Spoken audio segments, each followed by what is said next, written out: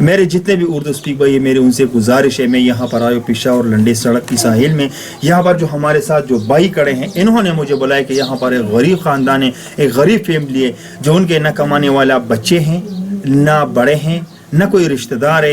एक माँ है जो दूसरे के घरों पे 4-5 हज़ार रुपये महीना काम करते, वो अपनी छोटी बच्ची जो 12 साल की है उनकी शादी क्यों कराते इतनी कम उम्र में, वजह क्या है? तो मैं उन लोगों से पूछता हूँ, मैं इन लोगों का भी बहुत ज़्यादा शुक्रिया अदा करता हूँ कि इन लोगों ने ऐसे गरीब और मुज़हिक लोगों के लिए आवाज़ उठाया और मुझे बुलाया। मैं इन लोगों का भी बहुत शुक्रिया अदा करता हूँ।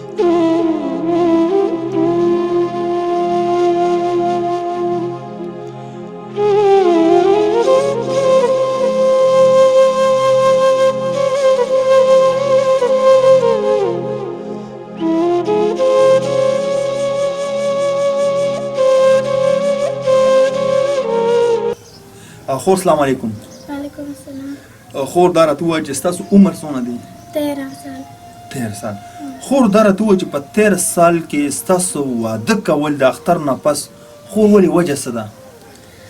موږ مور دې لپاره ورکړي او بابا خبره کوي چې زما پلار ډېر بیمار دی او ذات کې بیمار نو هېڅ پته نه لګي او چې څوک راپسې خبره وکړي څوک مور د دې وجې نه ورکړي او د دې نه خبره کوي چې د پیغور نه زما مور ډېره یېرېږي او ورونه هم نشته او شپږ خویندې شپږ خویندې ورونه د سره نشته دي؟ نه.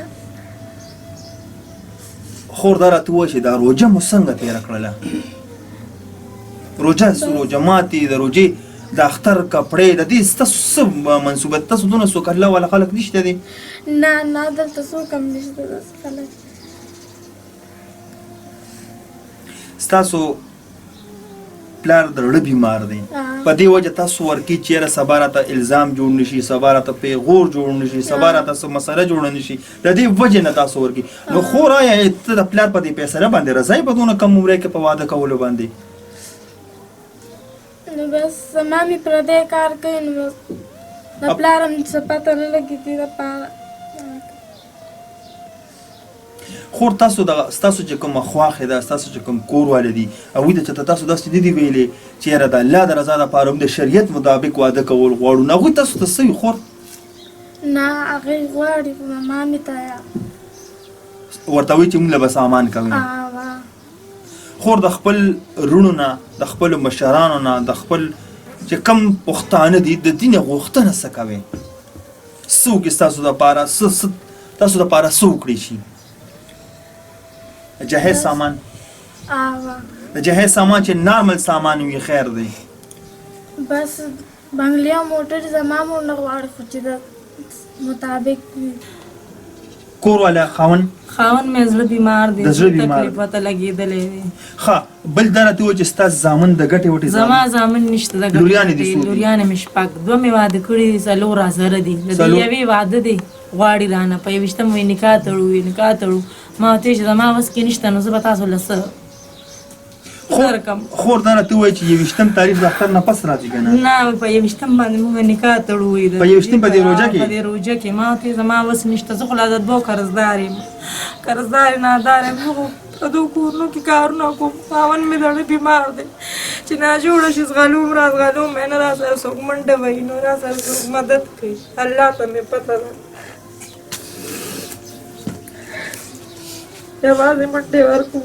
خور دا راته ووایه که نه چې په دومره کم عمرۍ کې تاسو د دې بچیانو ودونه ولې کوئ؟ د دې بچیانو ودونه زه داسې کوم چې ما پورې څوک ونه خاندي، سبا پلار نه وي نو زه په ځوانه ګوته چېرته منډې دي، دوی خو ما سره څوک نه ساتي که نه، دوی ما سره څوک چېرته ساتي؟ خو مور شي، خو خور شي، غرور شي، ما سره خو څوک ساتي نه، زما خو به یو ځان چې چا سره مې وخوړه د دوی تورسارو دغه خو به راپسې دي که نه. خور دا کم کسان چې تا ته وایي که نه لکه ستاسو دغه زونګې چې تاسو ته وایي یا د دې دا سرګنۍ چې وایي چېرې موږ د دې ودونه کول غواړو، په 21 باندې موږ نکاح تړل غواړو، نو خور آیا تاسو دې ته دا خبره نه ده کړې چېرې د شریعت مطابق د دې واده وکړئ موږ سامان نشو کولی؟ سامان نشو کولی نو په پردو کورونو کې خو ورته بیا پیغورونه جوړېږي. کشته دویمې لور له مې خپلې روزۍ له مې ورکړې ده او یو ټیپیس او یو ترماس پکې کم او جامې پې خپل ماما نه وویستې. تا د پلار کوم سامان نه دی کړ، زما خو ارمان په زړه باندې شته که چې زه لوړ رونه هم نشته.